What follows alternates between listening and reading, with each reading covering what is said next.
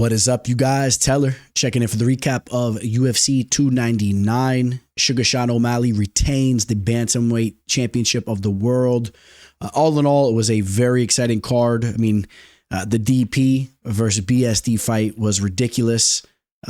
Obviously, I have that as the fight of the night there. I mean, this card really delivered in a lot of ways. If you ask me, the Della Maddalena knockout was ridiculous.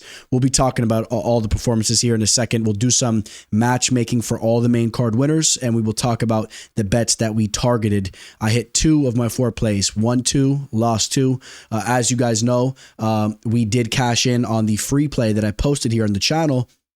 Now, I was a little disappointed that we didn't get more views in that video because the more viewership we got, meant the more people that were cashing in with me on that underdog free play. Again, that's back-to-back underdog free plays that I've given out here on the channel, right? So we're perfect as far as the free plays go here in the year of 2024, and you guys can expect more winners to come your way. But don't hesitate to reach out to me if you want to work with me for all the plays that I'm targeting. You guys know how it goes there. Let's talk about the main event here. Sean O'Malley goes out there and basically styles on Marlon Chito Vera.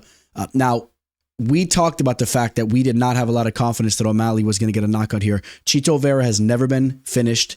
He is just an absolute stud when it comes to his durability. And even though Sean O'Malley is a knockout artist, we did not see the knockout coming. We talked about that in the prop video. And let's also mention that prop video that I put out where actually a lot of those prop bets we talked about did come through. Okay, so I do have a little bit of regret here that I did not target Sean O'Malley via decision there. You could have got a decent line on that, and I did pump the brakes there. I hesitated on that. And Sean O'Malley went out there, and he looked phenomenal, man. This is a young, up-and-coming star. I shouldn't say an up-and-coming star. He's a young star in the game right now. He still has more room to grow in popularity and with his skill set, but we have seen that he is not the same fighter that he used to be. He's becoming a well-rounded and dangerous fighter. That knee that he landed on Marlon Vera was ridiculous. That's knocking out 90-something% of the division, okay? So Vera is just cut from a different cloth. The fight that I want to see next, I think we all should agree here, it has to be Merab Dvalishvili. That's the fight to make, and I will give you guys a sneak peek on what I'm thinking about that fight as far as my prediction goes. I have Merab winning that fight, and I've seen Merab already right now. I think he's somewhere in the minus 200 range as a favorite. You have to favor Merab getting a hold of Sean O'Malley and using his grappling there. But I will say this, Sean's looking better and better. He'll have more time to train his takedown defense. And we saw Merab get tagged up early in his last fight, right? He did get landed on a little bit there against Henry Cejudo. If Sean O'Malley tags him up early, he might be knocking Merab out. So we'll see how that all goes there. Dustin Poirier gets the second round knockout. Hit him with that right hook. He knocks out BSD. Now, BSD was handling this fight, if you ask me, up until the moment that he got kind of rocked and he was wobbled there and then he got flatlined. I really felt he was in complete control of the fight. Maybe that's a bad term to use, not complete control of the fight, but he was dominating the fight. He's an absolute beast. He's a tank of a man. I didn't see him getting finished like that. Now, he has already gone to social media and has said that he was on antibiotics and it affected his performance. He said that it made him gas out. We saw the picture of the staph infection on his forehead. I don't know how true that is and how much it really impacted his performance, but we're not going to sit here and speculate too much. We're going to give major props to DP. That was one of the biggest victories of his career. Dude's an absolute stud. He's 35 years old. He's still going out putting on performances like this. And he is deserving, in my opinion, he is deserving of a huge fight coming up, of course. And the big fight that he should be getting should be against Justin Gaethje. And that's whether or not Justin Gaethje wins or loses against Max Holloway. It doesn't matter. If he loses to Holloway somehow, still, you got to run that trilogy back. They're 1-1, 2 of the biggest names in the game. I think DP deserves a chance at redemption. He gave Gaethje that chance at redemption there. So run that trilogy back. If Gaethje wins that fight, it still makes a lot of sense because I don't have Gaethje next to, if he gets a victory over Holloway, I don't have him next in line to fight for the title anyway. So let him get one more fight against Gaethje. You have Arman Sarukian taking on, we'll pull this up real quick because the winner of that fight is who I have, Arman Sarukian and Charles Oliveira. That's who I have fighting for the belt next, the winner of that fight.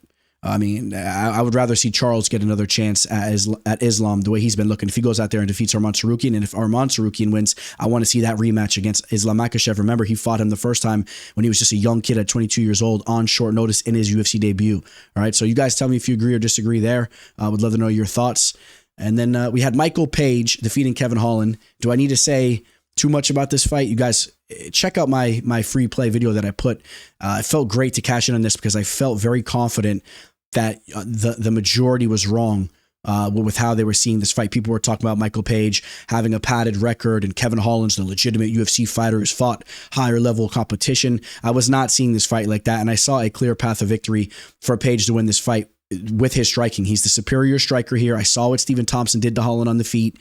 I saw what Jack Della Maddalena just did to Holland on the feet. Michael Venom Page, man, I've been a huge fan of his for a long time over in the Bellator scene. This dude, when he goes out there and gets victories, man, he does it like very few do. He goes out there, cracks people's skulls. This dude is a nasty striker. And I saw him have a lot of success stuffing takedowns against Logan Storley, who is a fighter that I think would dominate Kevin Holland. Okay, I think he would take Kevin Holland down and use his wrestling. So people were talking about MVP hasn't fought anybody. I mean, he went to a split decision with Logan Storley. Some people thought he won that fight. Like I said, I think Storley defeats Holland. Yamauchi is a stud of a fighter. Just went out there, finished him in the first round. Douglas Lima got redemption in the Douglas Lima fight. Douglas Lima, really the only fighter that ever really defeated Page, and Douglas Lima is a stud, okay? And he got redemption on him. Besides that, he defeated Paul Daly. Paul Daly's a fighter you guys need to start putting some respect on his name. Cyborg Santos was a good fighter back in the day.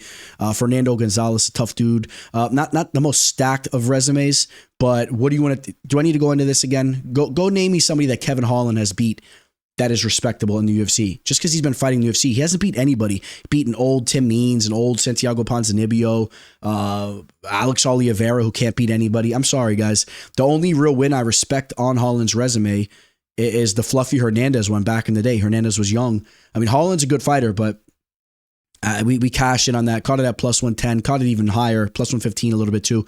Had a nice 3-unit play on that. And the fight I want to see next for Michael Venom Page is without a doubt Stephen Wonderboy Thompson. You got the two karate point style fighting fighters there going at it. I think that'd be a real fun fight. And people would be excited for that one. So that's the fight that should be made. I contemplated matching up Page with Della Maddalena, but I think Page needs another victory before he's climbing up the ladder like that. Whereas Jack Della Maddalena, let's talk about him right now.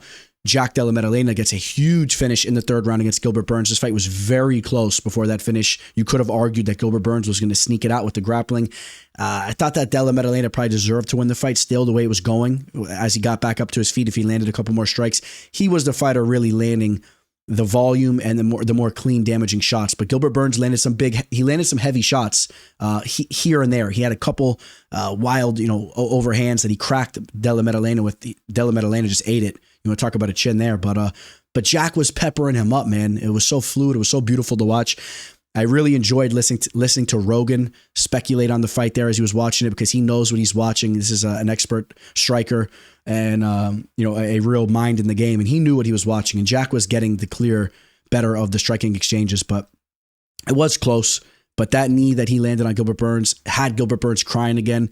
What's up with that, man? I'm not trying to be harsh on the guy, but stop crying in the cage, man. I know you have a lot of emotion riding on these fights and whatnot, but come on, man. You got to have a little bit. I don't know. It's okay. Whatever. Gil's a good dude. I like Gil. But stop crying in the cage, man. We saw him crying when he lost to Usman too. But Jack Della Maddalena, I want to see him take on Shavkat Rakhmonov next. That's a fight that makes a lot of sense. He called him out. Now, he needs to sharpen up his decision-making when it comes to the grappling. You saw him make a lot of mistakes against Burns. I think Rakhmonov can definitely take advantage of that. There's not a question in my mind that I think Rakhmonov could take that fight. But Jack will have time to sharpen up his takedown defense and his decision-making there. And I think his striking is better than Rakhmonov's. Rakhmonov has beautiful striking as well. Jack has top 5 striking skills in the game right now, in my opinion. I put him in the top 5 as far as strikers go in the game. That's how good he is, man. And when it comes to his boxing, it's phenomenal to watch, man. Beautiful. The way he changes stances and just is always out of not always, he got cracked here and there, but he's out of range for the majority of the time, just by inches, man. And he counters so beautifully. And he looks like a a silky smooth kangaroo, the way he's just hopping around out there, switching stances. But obviously has much better hands than a kangaroo, because kangaroos don't got really too much skills in that skill set there. But that's what I want to see next. All right. And then, so we're talking some official action here. I did have a 4-unit play on Yadong Song. One of the 2 losses that I took here, this was tough to watch, man, because Yadong Song goes out there, takes the first round, and then he really gassed out. All right. And I don't want to take anything away from Petr Yan. Petr Yan looked amazing. And obviously Yan had a lot to do with why Song gassed out. But I was a little surprised to see Song looking so labored with his movement in there just in the second round. When I've seen him go into the 4th round before, I was very surprised to see that. He was landing his jab, but Petr Yan took this fight over in the later rounds, took rounds 2 and 3. I caught this at even odds, plus 100, slight underdog odds on Song. I thought Song would have been the superior fighter here, and he slowed down. So it's disappointing watching him take that first round and then drop in 2. Now, Petr Yan, I want to see him take on Marlon Chito Vera, the fighter that just fought for the belt. I think that fight makes a lot of sense, because you could talk about Kyler Phillips to be next for Petr Yan, or you could talk about, there's another intriguing matchup that I liked as well. Jonathan Martinez. But those guys, I don't know I think that Petr Yan still deserves a bigger name next, rather than some of these guys that are like rising through the ranks right now in the top 15. Those young dudes are studs, but I think Petr Yan deserves a big name. Let him get a victory over Chito Vera, and then he can start trying to press for a title run in the division. He had a close fight with Sean O'Malley, and if Merab gets a hold of the belt, that's a fight that I don't think a lot of people are going to want to see. But I would like to see Chito versus Yan. I think that's a fight that makes a lot of sense there, and that's what I think about that. All right, and then in the next fight, this was the other loss that I took. Extremely tough to watch, man. We've been seeing this online a lot, right? People have been saying fraud check. This was a fraud check. I felt good in Gelton Almeida. I had a 5-unit play in him, caught it at pick'em odds. Felt very good about this play going into it. Gelton Almeida controlling the first round, getting takedown after takedown on Curtis Blaydes. Curtis Blaydes was popping back up, but still, I thought Almeida was going to go back to the kitchen sink there and just continuously rinse and repeat and handle this fight there. He also had Blaydes' back. I thought maybe he could have sunk in a sub or something like that, but Blaydes was tough. He held out, and the way he stuffed that one takedown, Almeida, he showed he's a fraud. This is a fighter that, and now we know why he just continuously goes to the grappling. He doesn't like to be hit at all. All right. This guy will never have success against the top of the guys in this division because he doesn't like to get touched. You saw that he wasn't knocked out from those hammer fists, right? You saw the way he rolled over. You see the way he was blinking, the way he moved. He just didn't want any more of it. He was done. He didn't like the way that felt, and he was done. And it was really a tough sight to witness for me there, because Almeida, if he could have just, I don't know, man, just if he could have got through the hiccup there, he could have maybe got through, went back to the grappling, and maybe Blaydes, as he got tired, he could have maybe controlled him a little bit more on the mat. But big shout out to Blaydes. Blaydes looked good there, and there's some big fights for Blaydes down the line. There's no question about that. He's back on the high horse. Macy Barber defeats. Let me get this name right. You guys have been killing me with my pronunciations. You guys hate the way I say a lot of these fighters' names, and I'm trying to work on it for you guys. Obviously, I know these fighters so well, but it's kind of the way I talk. But Chikagian, right? I call her Chikogian. I know now she has a new last name, Seminara. Maybe that's even easier for me to say, Caitlin Seminara. But Chikagian for you guys. It's the way I talk when I'm flowing. I like to just say these names how I like to say them. But Macy Barber looked good, and she showed that she's just really sharpening up any little holes that she's had in her game. We question maybe her takedown defense at times. We've seen her taken down recently. Maybe some little mental mistakes she's made in the cage, but not here. It looked very sharp, dominated this fight. She's a rising star, and we might be talking about her in the near future fighting for the belt. We know that we have Grosso and Shevchenko running that fight back, though, fortunately. So Barber's working her way up.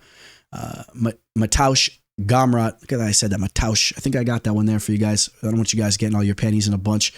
Goes out there, cashes for me. All right. And I even gave this to you guys on that prop video, but this was a play that I targeted, caught it at minus 145. I had Gamrot winning a decision here. I thought RDA was going to be tough enough to hang around and not be finished. And I thought Gamrot would have plenty of success with his grappling. Felt very good about that. And that was the first play of the night that we cashed in on. A big win for Gamrot. You could argue that Gamrot, you take a look at the amount of wins he's been having. You could argue that I don't think they'll do this. He's actually buddies with DP. They train at American Top Team, but that's a fight that kind of makes sense. If DP wants to really put in work and just try to make a run at the title. Maybe that's a fight that they put together. And then, you know, DP, if he gets a victory over him, is arguably next for the title shot, depending who, you know, after Saruki and Oliveira. You could argue about him and Gaethje, whatever, but depending on what happens with Holloway and Gaethje. But I don't know. That's just something we could mention there. Kyler Phillips looked really good against Pedro Munoz. Kyler Phillips is a young fighter that is still developing, and he has beautiful striking, nasty jiu-jitsu.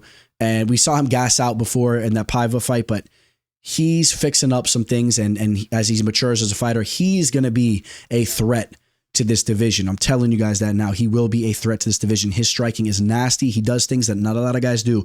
The way he throws his combos out there and mixes his strikes up together, it's nasty. It's fluid. The Matrix is a very fitting name for him. Felipe Lins. This was an underdog pick that we gave to you guys. I was on Felipe Lins over Ian Cutelaba. Make sure I say that right. You guys get mad at me here. But you guys know I feel that Cutelaba is a little bit of a fraud once this fight's past the first round. And obviously I regret not making that an official play. And I don't want to always just say I regret I should have made this an official play for just ones I would have won on, because I do want to mention there was a play, excuse me here. Benoit Saint Denis. That was a play that I was very, very close to targeting in a variety of ways, inside the distance or just money line. And I didn't pull the trigger on that, and I would have lost, obviously. So that was a play I was very close to pulling it on as well as the BSD fight. So we had Michel Pereira taking out Michal Oleksiejczuk. Looked phenomenal. What a performance. Goes out there, does the Dougie as he's coming out, and then he goes out there, pulls off the rear naked choke, has success in the feet. I mean, that's a stellar performance. Just in 1 second over a minute, goes out there and gets the job done over the very tough Oleksiejczuk. That's a big fight. And you guys need to take note now. Michel Pereira only had that one hiccup in the cage where he lost to a fighter that he should have never lost to. That's that fight where he gassed out against a fighter that's really disappeared from the game, and Tristan Connolly. The other loss was a DQ against Diego Sanchez. He was whooping him up. Other than that, you got to go all the way back to when he got knocked out by Dusko Todorovic. That was on the regional scene over in Serbia, but we know he was a UFC fighter and whatnot. I think he's still in the UFC, not sure. But Pereira is hitting on all cylinders. Pereira is hitting on all cylinders right now. And you got to take note of him in the middleweight division. Dude's a stud. Robelis de Spain goes out there, gets the knockout over Josh Parisian.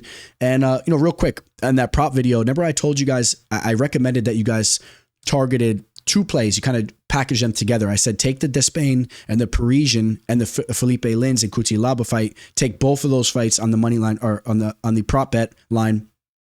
Take those fights to go to a decision, because if one of them hits, you're baking, because there was really nice odds on those. And I said, there's a good chance one of those fights will go to a decision.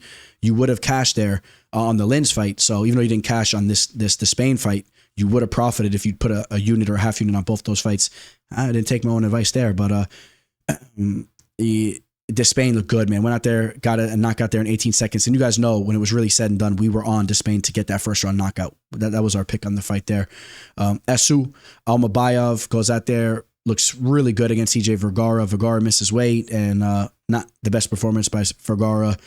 And then, come on, we got to give some shout out, some love to Joanne Wood and her retirement fight.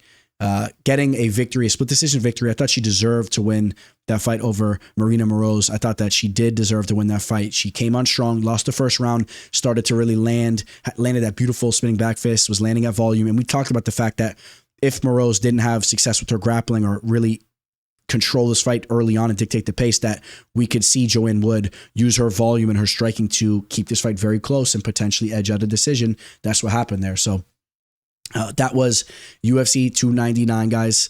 And obviously some small losses. We hit 2 and we lose 2. But all in all, very disappointing, especially when the 2 that we lost, they both go out there, win the first rounds, and then they flake out on me. But I am happy that we hit that free play for you guys on the Michael Venom page. So I know some of you guys cashed in on that. Seen your guys' comments. I'm going to go hit up the comment section there in a little bit. But I'm happy that I delivered for you guys there. And you guys know that we just move on to the next card, and we'll have another profitable event this upcoming Saturday where we have a heavyweight showdown between Marcin Tybura and Tai Tuivasa. I'll be recording that episode right after I just cap this video off and edit it and start uploading it for you guys, all right? My boy Brian Battle is fighting in the co-main event against Angelusa. Battle always showing love over here to the channel and to me on IG. Much love to him. There's some young, talented fighters on that card, right? We got Isaac Dalgarian taking on C-Rod. That's a good fight there. It's not a big card, but there's some cool fights there. Mitch Ramirez, a really cool dude too. I've had the pleasure to chat it up with him a little bit through Instagram DMs. He's had a challenging entry to the UFC. Kicked off tough, loses a Dana White's Contender Series fight against a guy that's looking to be an absolute beast. If you guys just saw his recent fight too, Carlos Pratis, who's nasty, just had another knockout victory. So Mitch Ramirez, now he gets thrown in there with Thiago Moises. All right, so the UFC is just not playing around with Mitch Ramirez. I think they don't like the fact that maybe he was complaining about getting kicked out the house or something. We'll talk more about that. Meet me on that episode that will be coming up. We'll do the full card prediction for that card. You guys know how we do it. Of course, taking place over in Vegas in the Apex Center. All right, guys, signing out. Teller. Welcome to the show. This is the MMA fortune teller. Yeah.